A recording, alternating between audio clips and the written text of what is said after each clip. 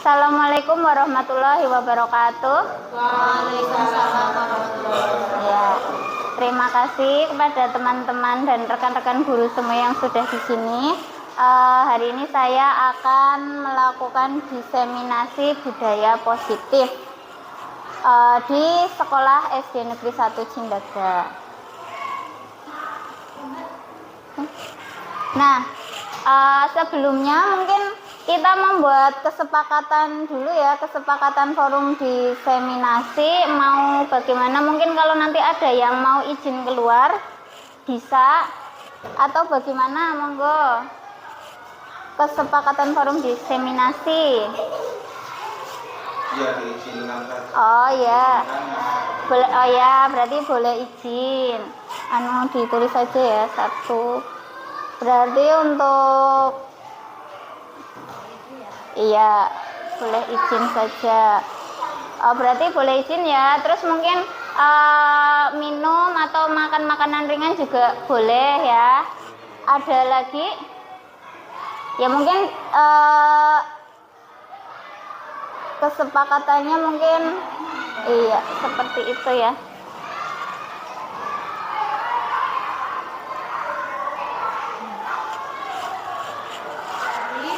Iya, ya boleh izin.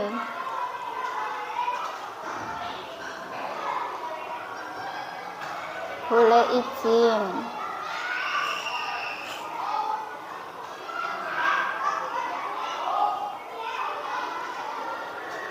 Oke, terus boleh apa lagi ya? Ya, makan makanan ringan. Makan makanan ringan saja, sambil minum juga boleh.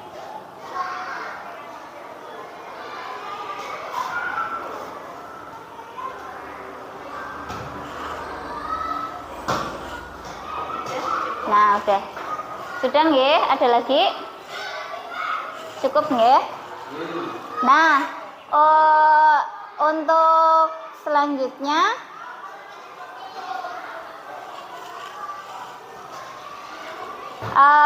yang pertama saya akan sampaikan adalah, nah, ada 6 poin di sini yang akan saya sampaikan. Yang pertama tentang disiplin positif, yang kedua tentang motivasi perilaku manusia, yang ketiga tentang keyakinan sekolah atau keyakinan kelas, keempat kebutuhan dasar manusia, yang kelima tentang posisi kontrol, dan yang terakhir tentang segitiga restitusi. Nah, yang pertama tentang disiplin positif. Apa itu disiplin positif? Disiplin positif itu merupakan cara penerapan disiplin yang mengajarkan anak untuk bertanggung jawab dan menumbuhkan kesadaran diri berdasarkan nilai-nilai kebajikan. Nah, kalau disiplin positif ini arahnya ke disiplin diri yang mengontrol diri dalam melakukan segala tindakan. Itu disiplin positif. Kemudian disiplin diri dapat membuat murid memahami dan menyadari berdasarkan motivasi internal. Jadi dia paham karena ada motivasi internal, bukan karena paksaan, bukan karena pujian, atau bukan karena hadiah, juga bukan karena hukuman, seperti itu. Nah, untuk selanjutnya ini ada sebuah contoh ya. Misalnya Anda dan teman Anda akan melakukan kegiatan cobalah buka. Anda adalah A, tugas Anda adalah mengepalkan salah satu tangan Anda. Coba Anda bayangkan bahwa Anda menyimpan sesuatu yang sangat berharga di dalam kepalan tangan Anda. Anda perlu menjaga benda tersebut sekuat tenaga Anda karena begitu pentingnya untuk kehidupan Anda. Tugas B, mencoba dengan berbagai cara untuk membuka kepalan tangan tersebut. Mungkin bisa dengan membujuk, menghardik, mengintimidasi, memarahi, menggelitik, dan sebagainya. Intinya melakukan berbagai cara agar kepalan tangannya itu terbuka, seperti itu ya. Nah, misalnya contohnya saya sebagai A. Nah, saya mengepalkan tangan. Di sini kan saya mengepalkan tangan. Kemudian ada B itu ingin saya membuka tangan. Misalnya Bu Eni saja Pak ya, maju. Iya, coba maju saja. gimana caranya agar tangan saya terbuka? Mungkin dengan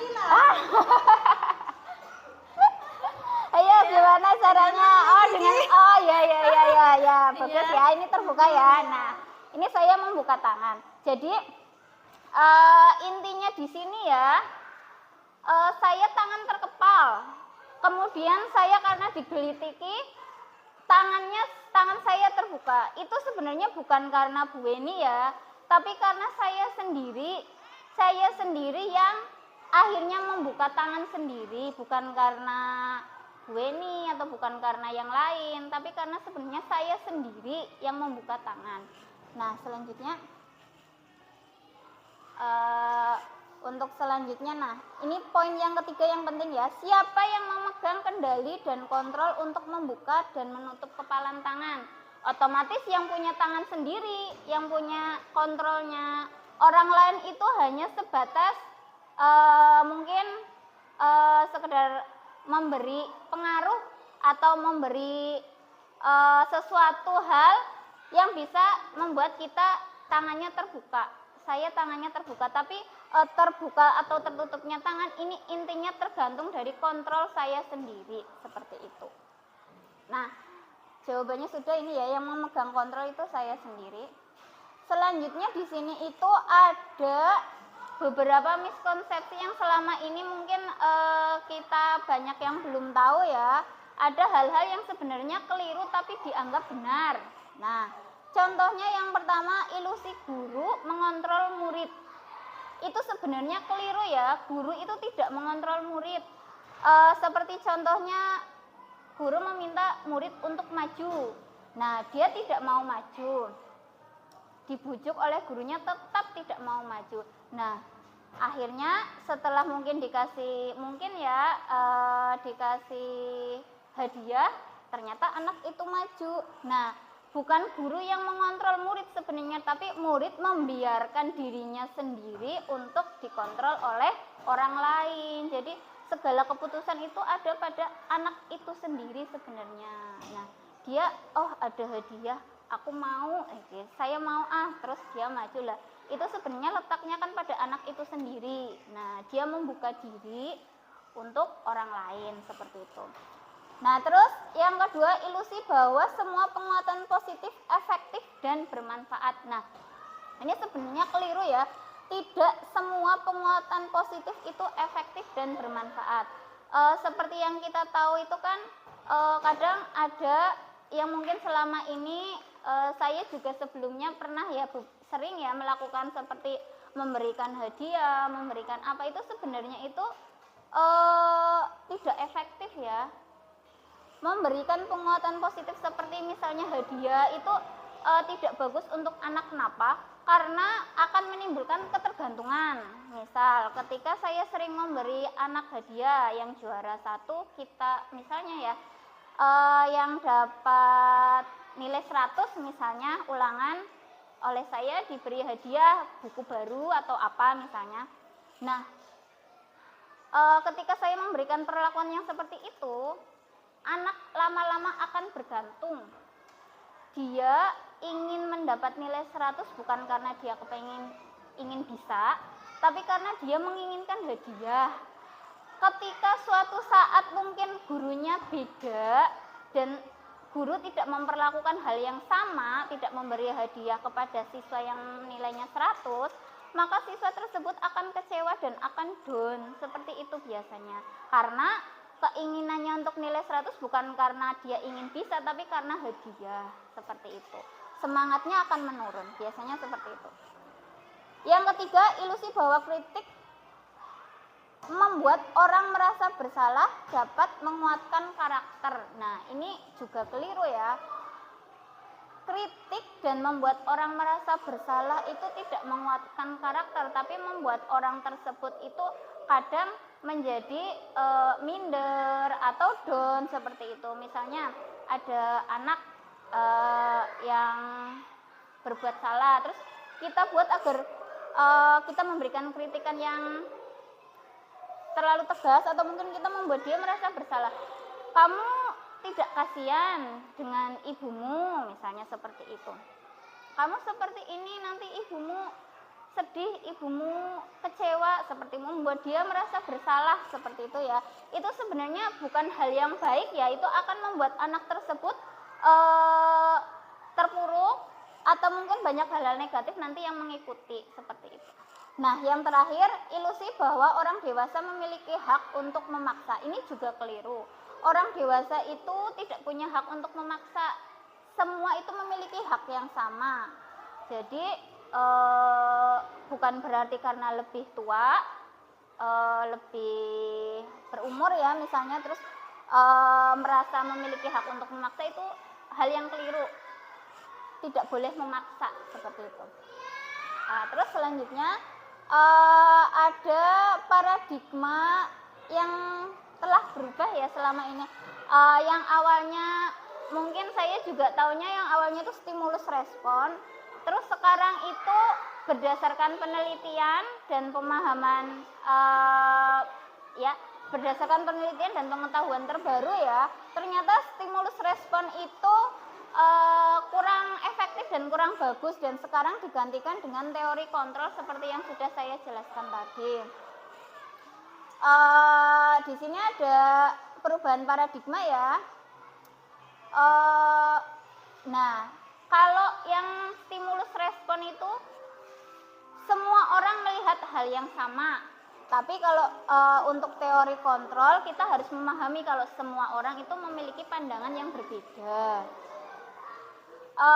Terus untuk yang poin pentingnya saja dari stimulus respon itu, orang lain itu mengontrol saya itu kalau stimulus respon ya, pendekatan stimulus respon yang terdahulu yang mungkin sering kita, bahkan sering saya gunakan juga, sekarang sudah bergeser menjadi teori kontrol, bahwa sebenarnya yang mengontrol itu bukan orang lain tapi diri saya sendiri yang membiarkan orang lain mengontrol saya, seperti itu.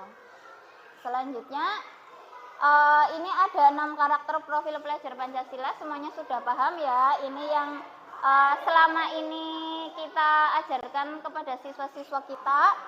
Ada beriman bertakwa, mandiri, berkebinekaan global, gotong royong, kreatif, dan yang terakhir bernalar kritis. Ini hendaknya kita implementasikan ke dalam tidak cuma pembelajaran ya, tapi ya pembelajaran intra, ekstra, bahkan mungkin seperti pramuka itu kan ada implementasinya profil pelajar Pancasila. Selanjutnya motivasi perilaku manusia. Nah, materi yang kedua ini tentang motivasi perilaku manusia itu sebenarnya hanya ada 3 ya. Yang pertama, untuk menghindari ketidaknyamanan atau hukuman. Yang kedua, untuk mendapatkan imbalan atau penghargaan. Yang ketiga, untuk menjadi orang yang mereka inginkan dan menghargai diri sendiri. Nah, untuk yang pertama ini untuk menghindari ketidaknyamanan atau hukuman itu sebenarnya merupakan motivasi yang terendah ya, karena harapannya itu nanti motivasinya itu lebih yang ke arah nomor 3. Kalau yang pertama itu maksudnya motivasi dari luar ya, motivasi eksternal.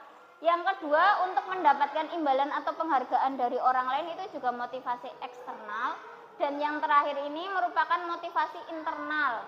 Jadi misal kita menginginkan sesuatu ya karena kita sendiri, misalnya saya berkata jujur ya karena saya percaya bahwa jujur itu baik dan saya ingin menjadi orang yang jujur, seperti bukan karena mau dikasih hadiah atau bukan karena dihukum kayak gitu. Misal ada kasus anak ya, anak yang dia misalnya mencuri misal ya. Nah itu dia ditanya, dia berkata jujur misalnya. Dia berkata jujur itu bukan karena harapannya ya, kebanyakan kan menghindari hukuman seperti itu ya. harapannya itu dia berkata jujur karena dia menyadari kalau dia salah seperti itu dan dia tidak ingin mengulangi ingin menjadi orang yang benar, dia berkata jujur seperti itu. Ini yang kedua, yang ketiga.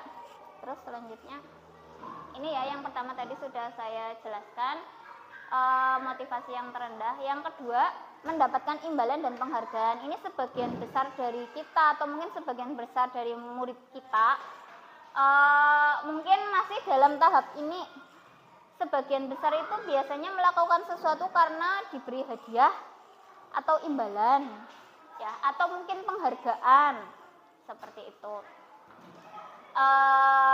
Itu kenapa sekarang itu kita tidak menggunakan ranking ya, karena ranking itu juga nanti dampaknya ke motivasi yang pertama dan kedua. Jadi dia berusaha mendapatkan yang pertama bukan karena dia ingin bisa, bukan karena dia ingin berkompetisi dengan yang lain ya, tapi karena dia ingin dapat hadiah atau mungkin takut dihukum oleh orang tua. Nah, kadang kan seperti itu. Selanjutnya yang terakhir, yang ketiga. Nah, ini yang diharapkan itu nanti bisa melekat pada siswa ya, itu motivasi yang ketiga. Menjadi orang yang mereka inginkan dan menghargai diri sendiri dengan nilai-nilai yang mereka percaya. Orang dengan motivasi ini akan bertanya, akan menjadi orang seperti apa apabila saya melakukannya? Mereka melakukan sesuatu karena nilai-nilai yang mereka yakini dan hargai, dan mereka melakukannya karena mereka ingin menjadi orang yang melakukan nilai-nilai yang mereka yakini tersebut. Ini adalah masuk ke perilaku motivasi yang bersifat internal. Selanjutnya, setelah motivasi itu materi yang next, hukuman, konsekuensi, dan restitusi. Hukuman, konsekuensi, dan restitusi. 3 hal ini ya, ada perbedaan antara hukuman dan konsekuensi. Untuk hukuman itu biasanya itu lebih ke fisik ya, tidak terduga secara tiba-tiba. Sedangkan kalau konsekuensi itu biasanya mirip seperti hukuman, tapi itu sudah kita sepakati bersama, biasanya seperti itu. Jadi kalau melakukan sesuatu dan salah, dia sudah tahu apa yang harus dilakukan, konsekuensinya seperti apa. Sedangkan restitusi, nah ini restitusi ini ilmu baru ya, saya juga belajar di CGP. Restitusi itu hal yang benar-benar diharapkan bisa kita ajarkan ke siswa-siswa kita. Ya, selanjutnya. Nah, untuk hukuman itu masuk ke identitas gagal, karena di situ dalam hukuman itu kita tidak belajar apa-apa ya. Misal ada anak yang terlambat masuk sekolah, misalnya terlambat beberapa menit, kemudian dihukum lari keliling lapangan. Nah, itu masuknya identitas gagal karena apa? Anak tidak belajar apa-apa dari situ. Dia hanya tahu ketika dia melakukan salah, dia pasti dihukum. Biasanya mereka hanya mengingat rasa takut seperti itu. Nah, yang kedua, identitas sukses. Konsekuensi juga itu identitas sukses sebenarnya. Nah, tapi di sini itu ada beberapa hal yang masih kurang baik efeknya pada konsekuensi ini. Sedangkan untuk restitusi ini disiplin yang paling baik ya, karena itu menunjukkan identitas sukses, terus banyak hal-hal positif yang mengikuti. Misalnya di sini hukuman, sesuatu yang menyakitkan harus terjadi, biasanya kan fisik ya, suruh lari atau apa. Lah konsekuensinya sesuatu harus terjadi, misalnya kalau konsekuensi itu menumpahkan minuman teman, misalnya kan mejanya basah ya biasanya konsekuensinya guru meminta murid untuk membantu membersihkan, seperti itu kan. Di situ dia belajar, oh saya berarti harus membersihkan apa yang saya lakukan, kesalahan saya harus diperbaiki, seperti itu. Nah, untuk restitusi itu merupakan pilihan. Jadi guru itu tidak menyuruh ya, guru tidak menyuruh ayo dibersihkan, tidak seperti itu, tapi dia menanyakan kepada siswa mau bagaimana. Intinya guru mengarahkan siswa untuk menemukan solusinya sendiri, seperti itu. Nah, dalam restitusi ini siswa itu diharapkan mengambil pilihan yang terbaik. Jadi dengan dukungan dari gurunya, dengan didampingi gurunya, itu restitusi itu bisa berjalan dengan baik. Selanjutnya ini banyak ya, langsung saja dihukum oleh penghargaan. Nah, seperti yang sudah saya jelaskan tadi, penghargaan itu banyak macamnya ya, seperti hadiah, terus dan lain-lain. Itu sebenarnya seperti itu banyak dampak yang kurang baik. Ini berdasarkan Al-Fiqol mengemukakan baik penghargaan maupun hukuman adalah cara-cara mengontrol perilaku seseorang yang menghancurkan potensi untuk pembelajaran yang sesungguhnya. Menurut Hon, secara ideal tindakan belajar itu sendiri adalah penghargaan yang sesungguhnya. Jadi tidak perlu diberi hadiah, tidak perlu diberi kado, seperti itu.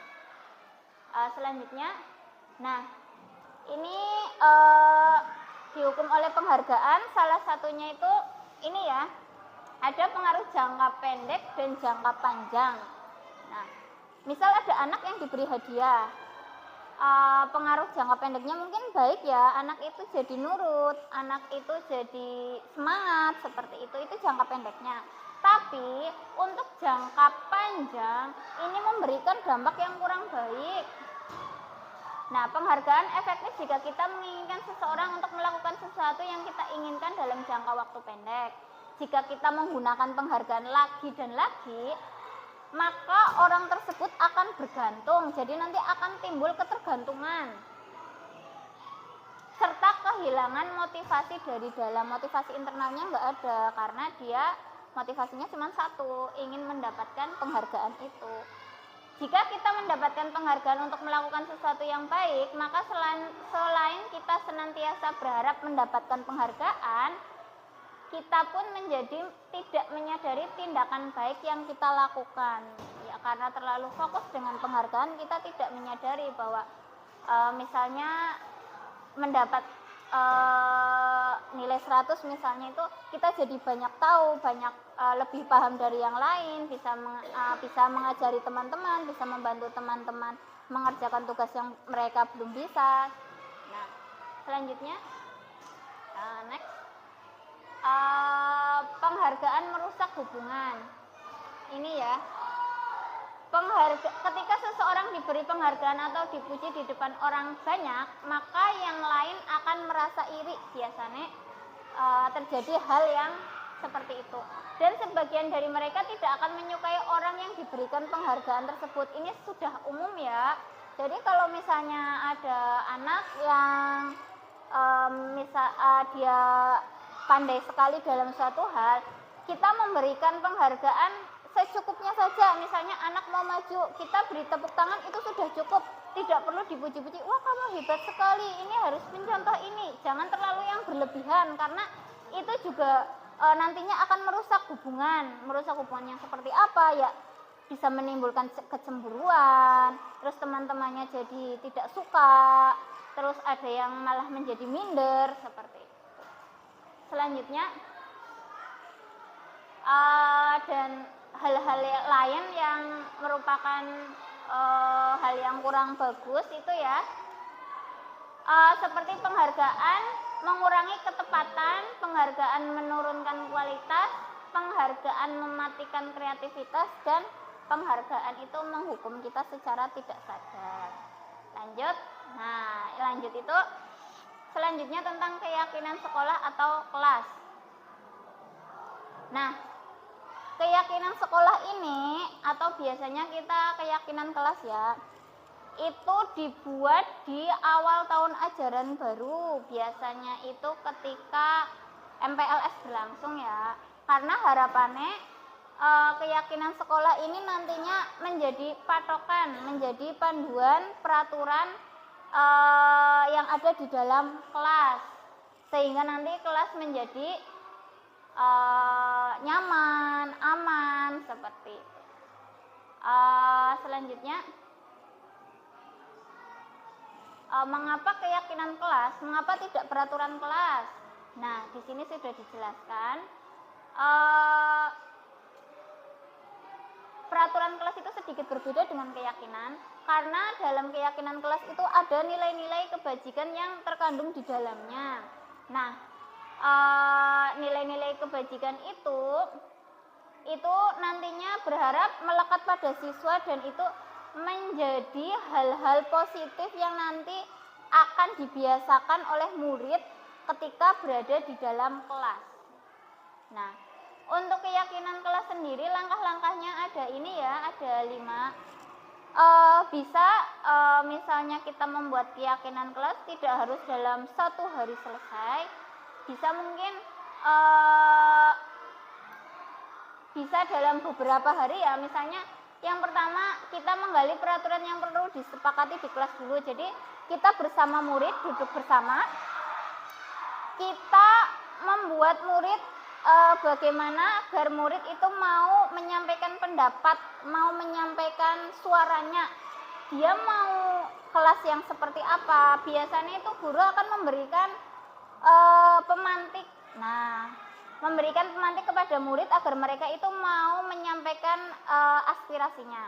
Misalnya mungkin pertama ditanya dulu, kalian mau teman yang seperti apa? Nah, kadang kan mungkin ada saya teman yang tidak suka mengejek. Nah, kita bisa membuat, kita tulis saja peraturannya ya, tidak mengejek. Seperti itu nggak apa-apa, kita tulis.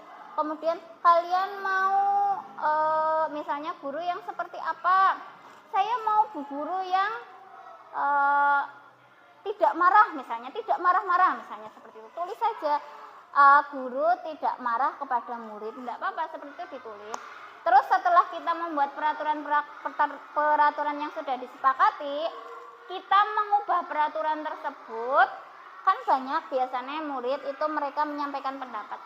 Nanti kita rubah ke kalimat yang positif. Misalnya tidak terlambat datang ke sekolah ya, misal tadi kita rubah menjadi berangkat lebih awal. Kita tidak menggunakan kalimat jangan, dilarang, tidak, itu memberikan efek yang negatif. Jadi kita menghindari kalimat negatif. Kita rubah menjadi kalimat positif. Kemudian selanjutnya menyarikan peraturan yang sudah dibuat menjadi nilai kebajikan. Ini maksudnya bagaimana? Misalnya tadi masalah waktu ya di awal, tidak terlambat sudah kita rubah menjadi berangkat lebih awal. Nah, maksudnya apa ini berangkat lebih awal, nilai kebajikannya apa? Nah, bisa kita jelaskan kepada siswa ya, ini berarti nilai kebajikannya disiplin, mungkin seperti itu.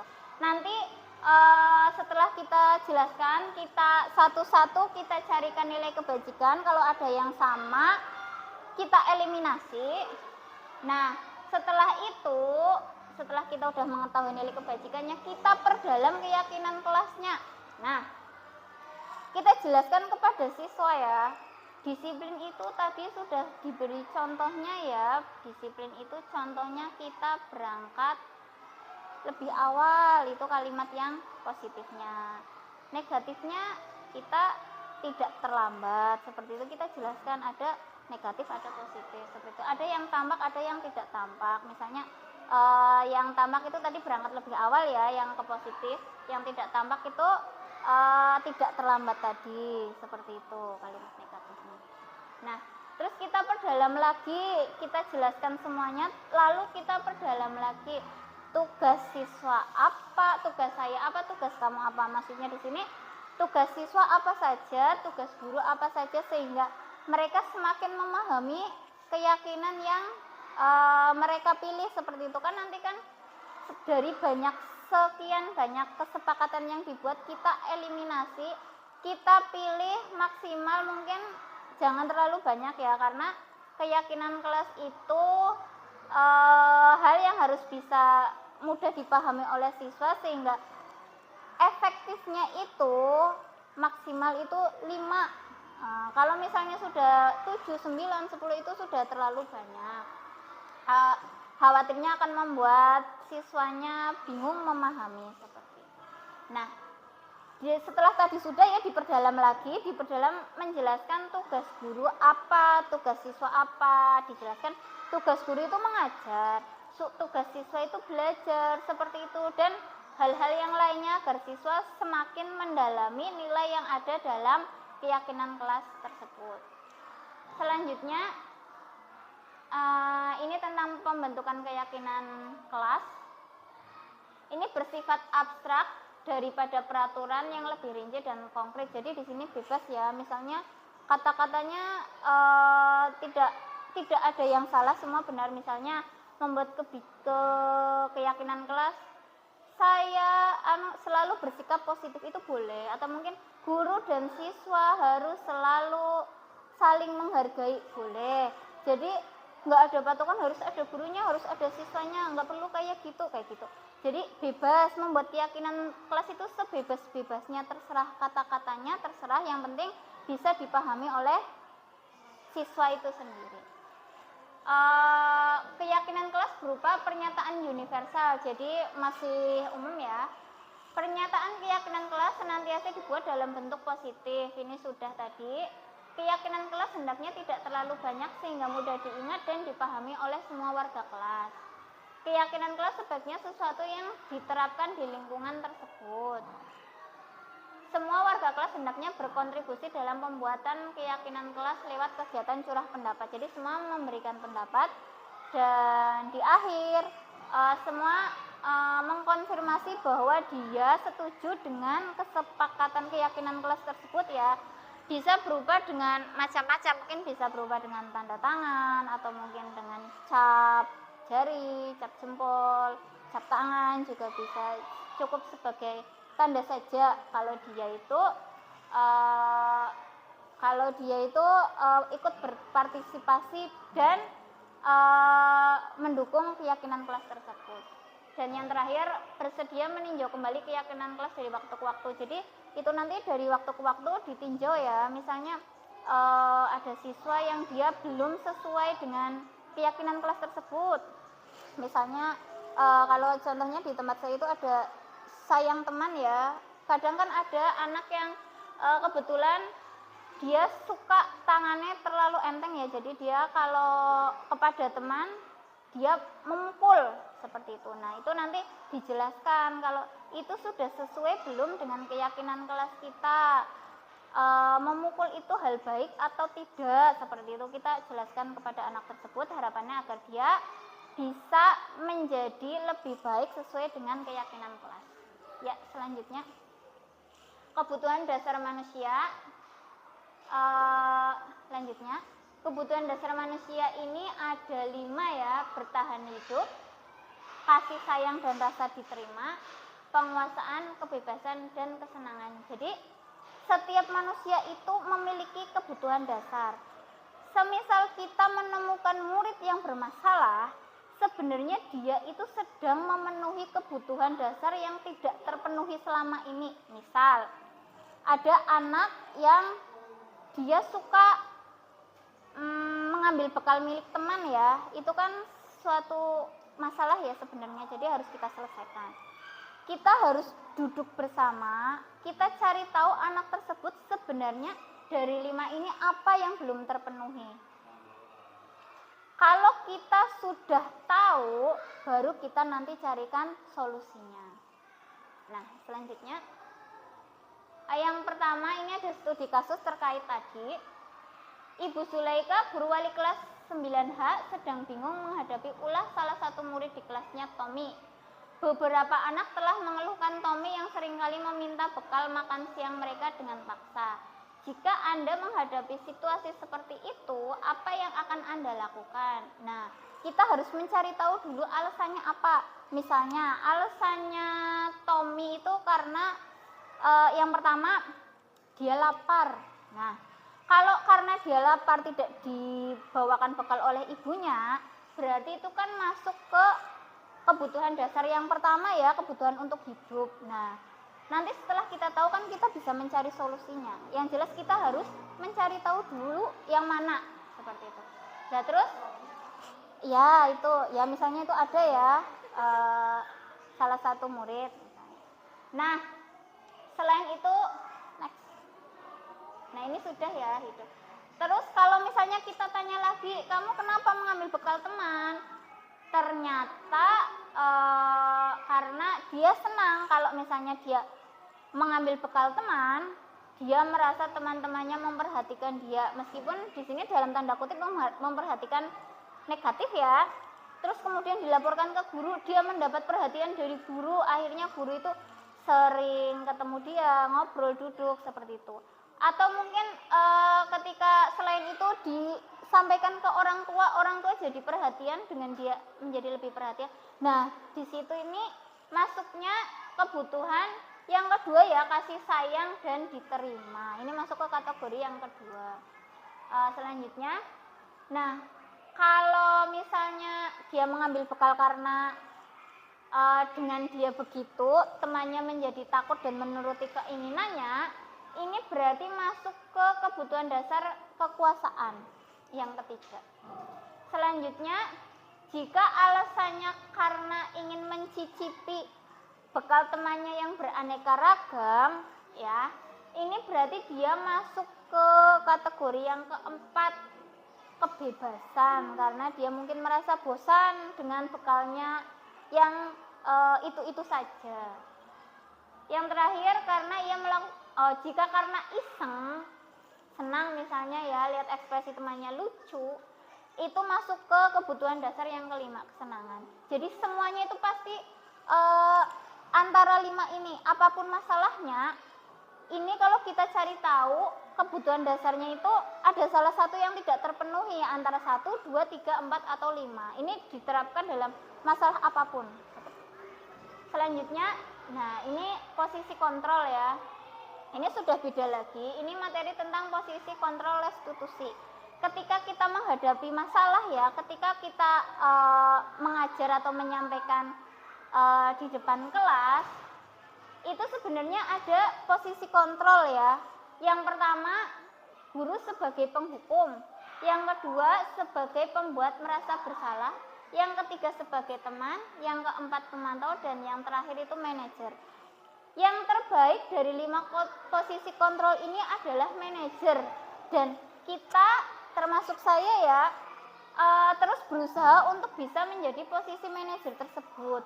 Dan posisi yang terendah itu posisi penghukum, karena di situ itu guru hanya menghukum ya, tidak memberikan imbas positif apapun. Nah, ini ada perbedaannya. Untuk penghukum, ketika ada anak yang berbuat salah, posisi penghukum itu guru sekedar menghardik, menyindir, dan menyakiti, mungkin dengan kata-kata kasar seperti itu ya, atau kata-kata yang kurang enak didengar. Nah, sedangkan yang kalau pembuat rasa bersalah itu guru itu bagaimana agar anak tersebut merasa bersalah, misalnya dengan seperti tadi sudah ya,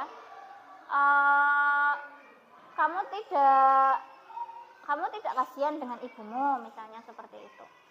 Terus kalau teman, guru itu memposisikan diri sebagai teman, jadi dia bersikap itu seperti teman dari siswa yang berbuat masalah tersebut. Nah, terus selanjutnya ada pemantau. Ini sudah cukup baik ya, di atasnya teman, tapi masih ada yang lebih baik, yaitu manajer. Manajer di sini banyak segi-segi positif yang bisa dilihat dari posisi kontrol manajer ini. Selanjutnya, nah, posisi kontrol restitusi diantaranya kelima posisi kontrol tersebut sebaiknya seorang guru menggunakan posisi kontrol sebagai manajer. Tadi sudah dijelaskan. Sebagai manajer, guru dapat berbuat sesuatu bersama murid, mempersilahkan murid bertanggung jawab, dan mendukung murid agar dapat menemukan solusi. Selain itu, posisi manajer mengacu pada restitusi yang dapat menjadikan murid sebagai manajer bagi dirinya sendiri sehingga dapat tercipta identitas positif pada murid tersebut. Selanjutnya, nah ini tahapan segitiga restitusi ada 3 ya. Jadi ketika menghadapi masalah, misalkan ada anak yang terlambat datang ke sekolah, ya. Nah, apa yang kita lakukan pertama kali? Ketika kita menyelesaikan masalah dengan tahapan segitiga restitusi, Yang pertama dilakukan adalah menstabilkan identitas dulu. Menstabilkan identitas, kita cari tahu ya, kenapa anak tersebut melakukan hal tersebut, mengapa kamu seperti ini, mengapa kamu seperti itu. Nah, terus yang kedua, validasi tindakan salah. Jadi kita memberikan penguatan ya, memberikan itu kalau pemahaman kalau siswa tersebut itu salah. Misalnya dia terlambat, kita memberikan pemahaman bahwa terlambat itu salah dan dia harus memperbaiki diri, dia harus berangkat lebih awal.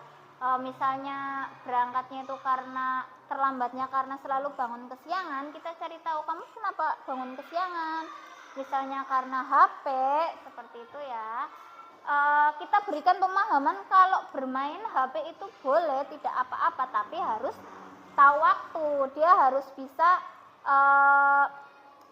mengatur waktu antara bermain HP dan istirahat tidur malam. Dan yang terakhir, menanyakan keyakinan. Kita memberikan tawaran ya, kamu tahu sudah keliru, apa yang harus kamu lakukan, kamu mau bagaimana, mau tetap terlambat terus seperti itu, apa mau memperbaiki diri, mau memperbaiki bangun lebih awal, bermain HP di stop jam 9 agar bangunnya lebih awal ya. Terus kemudian berangkatnya jadi lebih gasik, tidak terlambat. Nah, itu kita memberikan tawaran kepada murid. Selanjutnya ini ya sudah dijelaskan ya. Dan nah, ini yang terakhir. Ya udah ya, sudah selesai tentang keyakinan kelas. Jadi intinya di situ segitiga restitusi itu kita memberikan tawaran atau pilihan kepada siswa, apakah dia akan menjadi baik, memperbaiki, ataukah dia akan tetap seperti itu. Nah, itu tawaran ada pada murid itu sendiri. Dan harapannya kita sebagai guru itu bisa mengarahkan siswa agar menjadi lebih baik ya. Terima kasih. Ini sekian dari saya. Assalamualaikum warahmatullahi wabarakatuh. Terima kasih.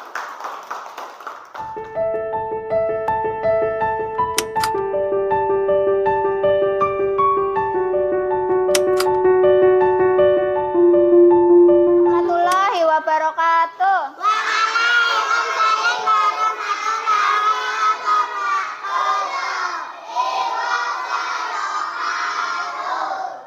Iya, pinter ya, hebat-hebat semuanya. Nah, hari ini kita itu akan, ya tepuknya nanti dulu ya. Hari ini kita akan membuat keyakinan kelas ya. Fatur tahu keyakinan kelas itu apa? Nah, keyakinan kelas itu peraturan yang akan kita sepakati bersama ya. Nah, nanti kita bersama-sama membuat, dibantu Bu Guru juga, dan semuanya partisipasi ya. Nah, kenapa membuat peraturan kelas? Kenapa membuat keyakinan kelas? Agar kita merasa nyaman di dalam ya. Siap apa tidak? Oke, pinter.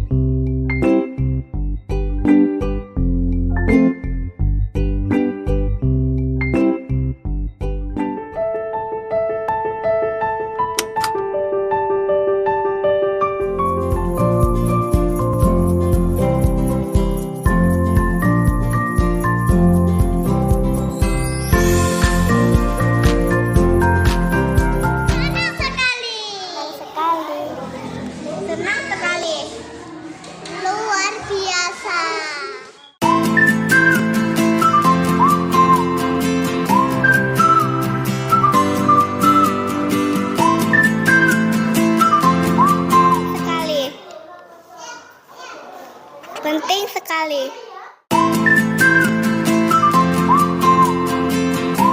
Jawab. Ulangi. Melatih tanggung jawab.